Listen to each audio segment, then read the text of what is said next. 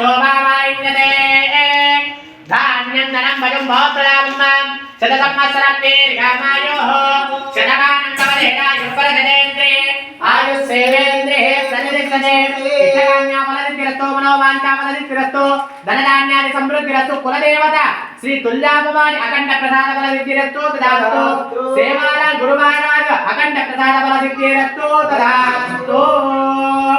మీరు లేచి మీ ఇంట్లో దేవుడి రూమ్ ఉంది కదా, ఆ దేవుడిలో ఆ పండ్లు టెంకాయలు పెట్టేసి ఆ పండ్లు నాన్ వెజ్ అయితే నాన్ వెజ్ వెజ్ కదా, రైట్, వెరీ గుడ్.